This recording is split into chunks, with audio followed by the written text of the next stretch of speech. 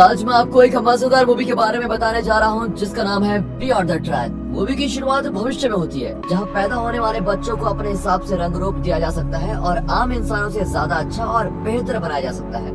ऐसे बच्चे बहुत लोग बनवाते हैं। ये बच्चे बचपन से बहुत होशियार, ताकतवर हैं और साथ ही अपनी भावनाओं को काफी अच्छे से काबू भी कर पाते हैं। लैब से बनाए ये सभी इंसानों का सबसे बेहतर रूप है और इनको जेसी इंसानों के नाम से जाना जाता है। इनका नाम जेसी एक ग्रैंड क्रैशलैंड्स कंपनी के नाम पर रखा गया है और इसी कंपनी ने इन सभी को बनाया भी है। अब पृथ्वी के पर्यावरण में काफी खतरनाक बदलाव आ रहे हैं और इसकी वजह से अंतरिक्ष में जाकर कोई हल ढूंढना जरूरी बन चुका है। इसलिए जेसी इंसानों को अंतरिक्ष में भेजा जाता है। अब टेलियोस नाम का एक अंतरिक्ष यान दिखाया जाता है जिसमें जेसी लोगों का एक ग्रुप है और उन सभी का लीडर कमांडर लिंडन भी है। वो शनि ग्रह के पास पहुंचकर अपनी लंबी नींद से जागते हैं। उनका मिशन ये पता लगाना है कि शनि ग्रह के चांद पर भेजे एट्रोमिटोस नाम के अंतरिक्ष यान के साथ क्या गड़बड़ी हुई है। जब जेसी लोगों को एट्रोमिटोस मिलता है तो वो देखते हैं कि उस यान में तो छेद हो रखा है और जल्द ही वो और भी ज्यादा टूटने वाला है। एट्रोमिटोस टेलियोस से कुछ ज्यादा बड़ा है, इसलिए दोनों यानों को एक सीट में करने के लिए उन्हें टेलियोस का सारा थ्रस्टर एनर्जी का प्रयोग करना पड़ता है। आखिरकार दोनों यान एक दूसरे के साथ अच्छे से जुड़ जाते हैं। लेकिन जब जिमर और एंडरसन इस बात की खुशी मनाने के लिए हाई फाई करते हैं तो डॉक्टर ऑर्सन उनको डांटता है क्योंकि ऐसा करने से उनकी चीज में गड़बड़ी हो सकती है।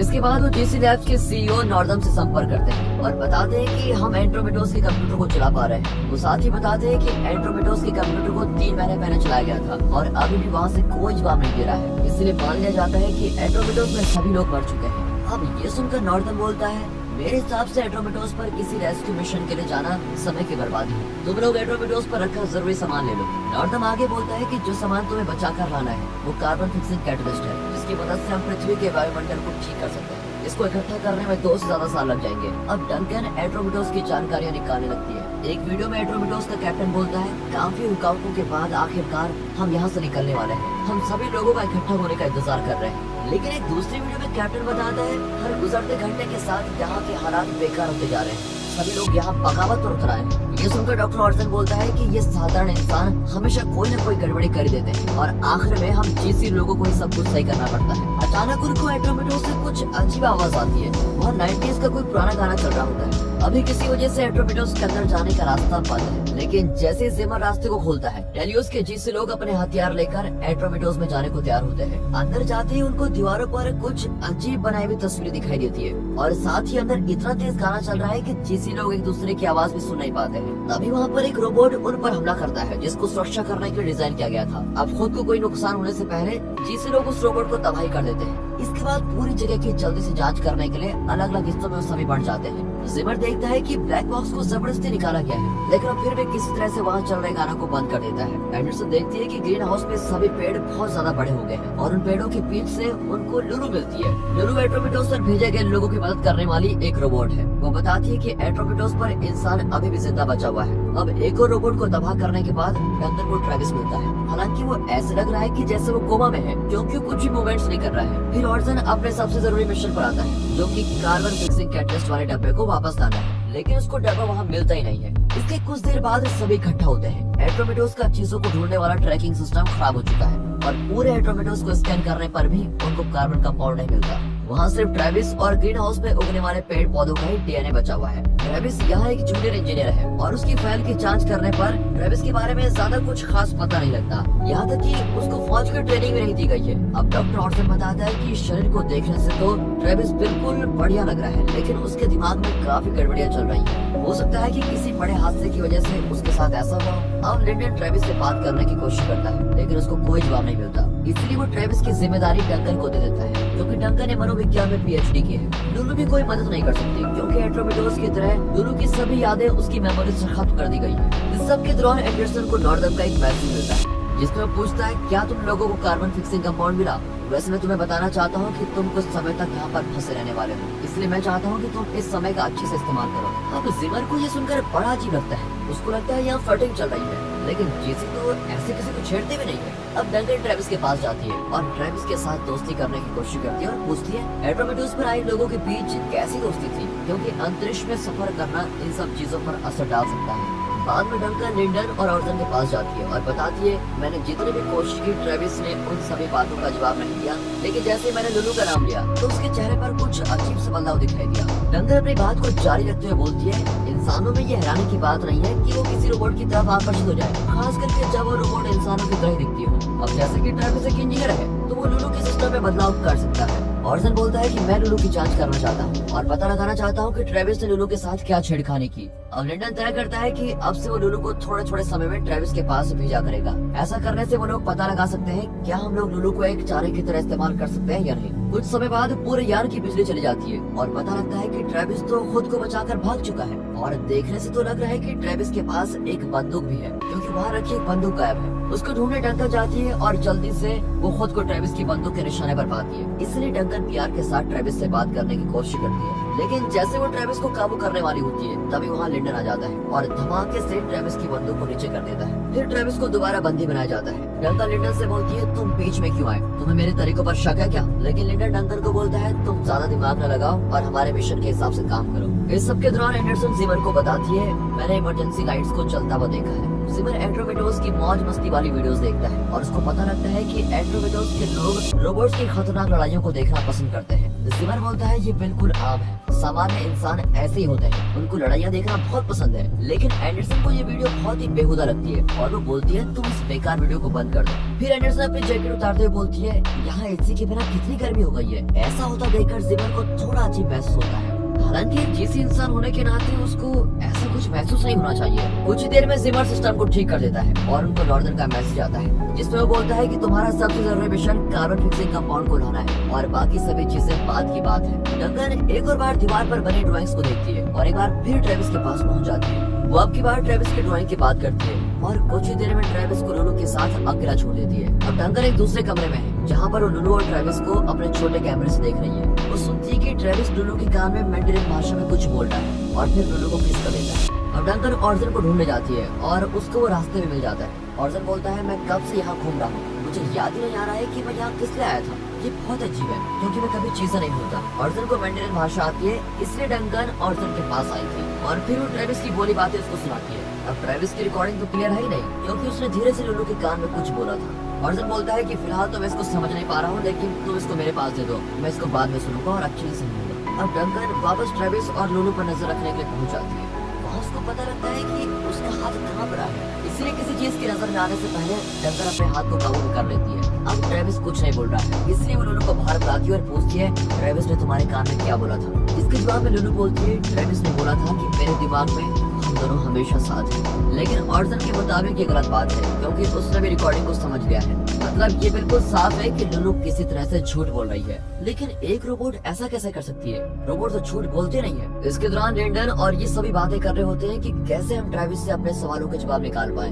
ऑर्सन कुछ तरीके बताता है जो उसने फौज में सीखे थे, लेकिन जिमर और लिंडन ऐसे तरीकों से बिल्कुल दूर रहना चाहते हैं जो किसी को चोट पहुंचाए। उनकी बातचीत के बीच एंडरसन बोलती है मेरे बाथरूम के सिस्टम में कोई गड़बड़ी हो गई है, इसलिए जिमर उसको ठीक करने के लिए चला जाता है। अब एंडरसन जिमर का शुक्र अदा करने के लिए उसको गले लगा लेती है और साथ में रुकने को बोलती है। फिर वो दोनों एक साथ बाथरूम में नहाने लगते हैं। यहाँ डंकन अभी भी ट्रेविस पर नजर बनाए हुए है। अचानक ट्रेविस कुछ बोलता है, लेकिन अब की बार रशियन में बोलता है। इससे पहले कि ट्रेविस की बोली बात को कंप्यूटर समझ पाता, एंड्रोमेडोस हिलने लगता है और तब पता लगता है कि बाहर का एक दरवाजा खुला हुआ है और उनके अंतरिक्ष यान से सारी हवा बाहर निकल रही है। लिंडन देखता है कि जिमर एंडरसन की कमरे से अपने यूनिफॉर्म के बिना बाहर आता है, लेकिन अभी के लिए इस बात को इग्नोर करता है और जो मुसीबत आई है उस पर ध्यान देता है। अब उन्हें ये समझ में नहीं आ रहा होता है कि ये दरवाजा किसने खोला और वो भी सामान रखने वाली जगह का दरवाजा किसने खोला, क्योंकि वो हमेशा ही बिल्कुल टाइटली बंद रहता है। फिर जिमर सामान रखने वाली जगह पर जाता है और लिंडन रस्से की मदद से उसको पकड़ के रखता है। जिमर दरवाजे को बंद कर देता है, लेकिन एंडरसन रोने लगती है क्योंकि उसको लगता है कि मेरे दोस्त बहुत बड़ी मुसीबत में है।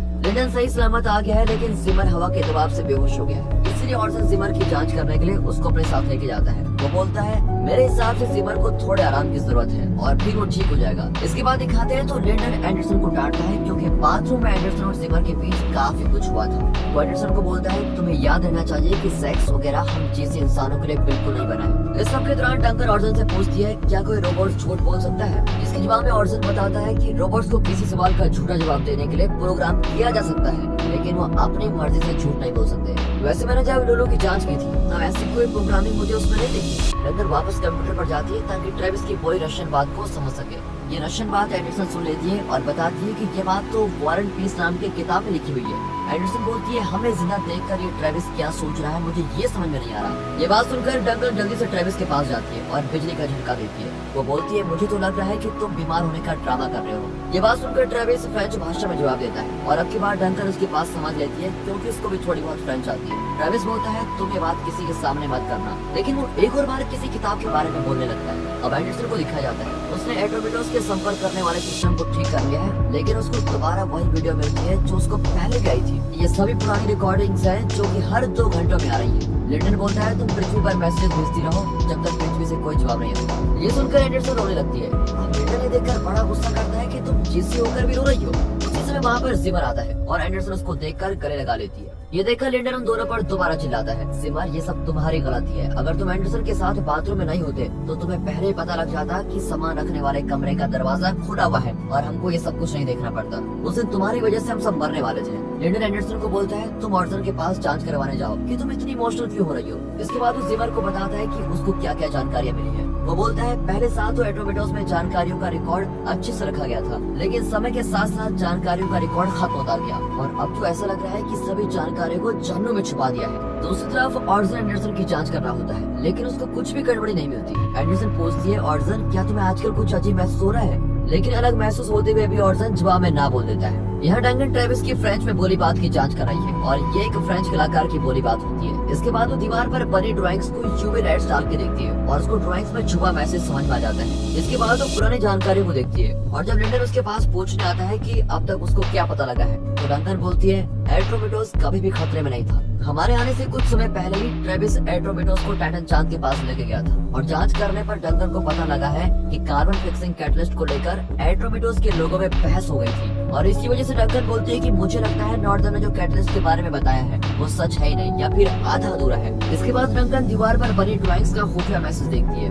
वो पानी जैसी किसी चीज का केमिकल फॉर्मूला है और एक ऐसा केमिकल जो बाहर की चीजों के साथ जल्दी से जुड़ जाता है। वो बताती है कि दूसरी ड्राइंग्स में पानी बनाया गया है। तुम्हें याद है जब ट्रेविस मेरे ऊपर निशाना तान के खड़ा था, वो असल में मुझ पर नहीं मेरे पीछे पानी की फिल्टर मशीन पर बंदूक तान के खड़ा था। डंगर बोलती है ये जो भी सामान है वो पानी के साथ बहुत ही जल्दी जुड़ता है और हम सब इंसानों के लिए बड़ा खतरनाक है। लेकिन लिंडन बोलता है इन सब बातों का या तो सबूत लेकर आओ या फिर ट्रेविस से सारा सच निकलवाओ। डंकन दोबारा ट्रेविस के पास जाती है और बोलती है मुझे सब कुछ सच बताओ। जिसके जवाब में ट्रेविस दोबारा किताबों की बातें बोलने लगता है और बोलता है कि कैटलिस्ट सभी सामान्य इंसानों को खत्म कर देगा। ये बात बोलकर वो जोर से हंसने भी लगता है। अब ये देखकर डंकर वहाँ से गुस्से में चली जाती है और जाते हुए उसके हाथ भी कांप रहा होता है। जाते हुए ऑर्डन उसको रास्ते में मिलता है और डंकन के हाथ के बारे में पूछता है, लेकिन वो वहाँ पर किस लिए आया था ये सब कुछ भूल जाता है। इसके दौरान जिमर लिंडन को बताता है अगर कैटलिस्ट वाले डब्बे को अंतरिक्ष में छोड़ा गया होगा तो वो टाइटन की धरती पर गिर गया होगा और टूटा भी नहीं होगा क्योंकि डब्बे को खास तरह से बनाया गया था। हालांकि बिना ज्यादा जानकारी के उस डब्बे को तोड़ना बहुत ही मुश्किल होगा और अब तो ट्रेविस से किसी भी तरह से जानकारी निकालने के लिए लिंडन ने मंजूरी दे दी है, चाहे तो ट्रेविस को मारना ही करना पड़े। अब डंकन ट्रेविस से बोलती है कैटलिस्ट का डब्बा कहाँ है मुझे जल्दी बता दो वरना ऑर्डन तुम्हें खतरनाक तरीके से मारेगा और लहूलुहान कर देगा। शुरू में तो ट्रेविस कोई जवाब नहीं देता और देखता है कि ऑर्डन लुलू के हाथ को नुकसान पहुंचा रहा है, लेकिन जैसे ऑर्डन लुलू के मुंह को झटका देने वाला होता है ट्रेविस बोलता है रुको मैं कैटलिस्ट के बारे में बताता हूँ। वो बोलता है मैं तुम्हें कैटलिस्ट से जुड़ी सभी जानकारी दूंगा लेकिन तुम मुझे मेरी लुलू को ठीक करने दो। दूसरी तरफ दिखाते हैं तो जिमर दोबारा एंडरसन के करीब आने की कोशिश करता है, लेकिन अब की बार एंडरसन उसको पीछे धकेल देती है ताकि वो अपने मिशन पर ध्यान दे सके। तभी जिमर बोलता है मुझे मिशन से कुछ लेना देना नहीं है, मैं थक चुका हूँ, मुझे किसी और की बातों के हिसाब से चलना बिल्कुल पसंद नहीं है। मैं सच बोलूं तो मैं अपने काम पर भी ध्यान नहीं दे पा रहा हूँ क्योंकि मैं हमेशा तुम्हारे बारे में सोचता रहता हूँ। फिर जैसे ही जिमर एंडरसन को कुछ इमोशनल बातें बोलता है तो एंडरसन रोती है और जिमर को किस करने लगती है। लिंडन ने सब कुछ देख लेता है कि ये दोनों तो दोबारा से मूड बनाने लगे हैं। वो जाकर दोनों को अलग करता है और जिमर से लड़ाई करने लगता है, लेकिन ऑर्डन आकर उनको रोकता है और ट्रेविस से मिली जानकारी के बारे में उन्हें बता देता है। फिर ट्रेविस की बताई जानकारी की मदद से वो कैटलिस्ट वाले डब्बे की जगह का पता लगा लेते हैं, लेकिन उनको वहाँ कुछ भी नहीं दिखाई देता।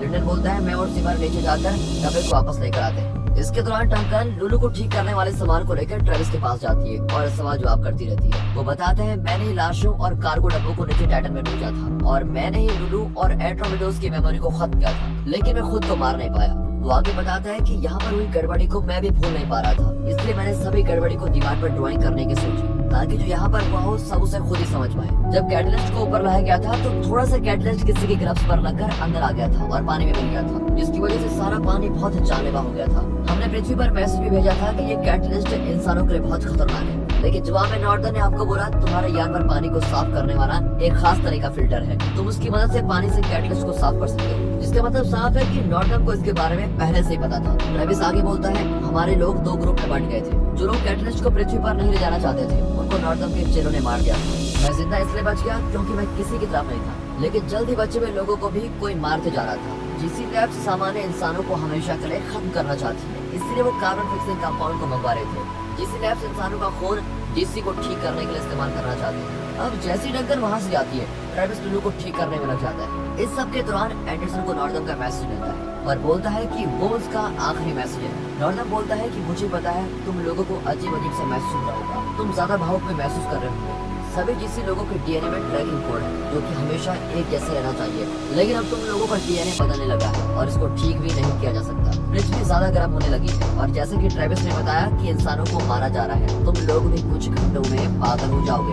अब ऑर्सन, एंडरसन और डंकन इस बारे में बैठकर बात कर रहे होते हैं और ऑर्सन बोलता है हम ट्रेविस के खून से खुद को ठीक कर सकते हैं, लेकिन ऐसा करने से ट्रेविस से मारा जाएगा। ये बात सुनकर डंकन बोलती है हमें कुछ भी करने से पहले जिमर और लिंडन के वापस आने का इंतजार करना चाहिए। थोड़ी देर बाद डंकन देखती है कि ऑर्सन ट्रेविस का खून निकालने के लिए चुपचाप सामान निकाल रहा है। इस वजह से डंकन को अपनी बंदूक ऑर्सन पर ताननी पड़ती है। फिर ये कर वो अपने दोस्तों के वापस आने का इंतजार करती है। 16 घंटों बाद जिमर और लिंडन वापस आते हैं, लेकिन आते ही वो दोबारा झगड़ने लगते हैं। बाकी के लोग उनको अलग करते हैं। वे बताते हैं कि कार्गो बिल्कुल सही सलामत है और इसके बाद वो जरूरी बातचीत करने में बैठ जाते हैं। फिर वो वोट करते हैं कि अब क्या करना है। जिमर और एंडरसन खून लेने के खिलाफ है, लेकिन आखिर में डंकन, लिंडन और ऑर्सन का साथ देने को तैयार हो जाते हैं। वो 5 लोगों की मौत की जगह एक इंसान की कुर्बानी देने को तैयार है। जब ऑर्सन ट्रेविस का खून लेने के लिए जाता है, तभी एंडरसन बोलती है मुझे उस ऑर्सन पर बिल्कुल भी विश्वास नहीं है क्योंकि मैंने उसको देखा था, वो लड़ाई की कला नाम की किताब की जांच कर रहा था। डंकन उसको समझाती है कि मेरे बोलने पर ही ऑर्सन ने ऐसा किया था, वो तो ट्रेविस की बोली बात को समझने की कोशिश कर रहा था। फिर एंडरसन को भी लगता है कि हाँ मैं गलत थी,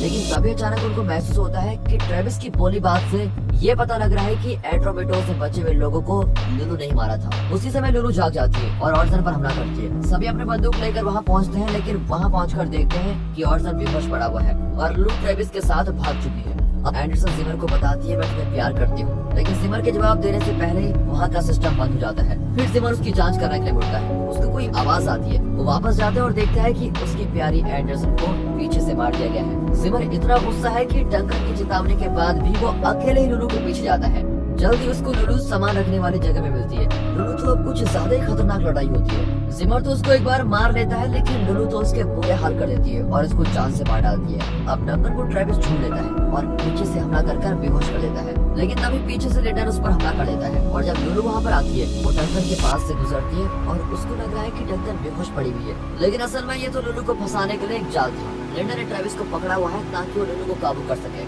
फिर वो और डंकन मिलकर जहाज के बिजली वाले सिस्टम पर हमला करते हैं। ऐसा करने से लुलू के ऊपर बिजली गिरती है और वो जलकर टूटने लगती है। इसके बाद लिंडन ट्रेविस को मारने के लिए तैयार हो जाता है और ट्रेविस को बहुत भला बुरा भी बोलता है क्योंकि ट्रेविस ने लुलू में बदलाव किए थे, लेकिन ट्रेविस बोलता है मैंने ऐसा कुछ भी नहीं किया।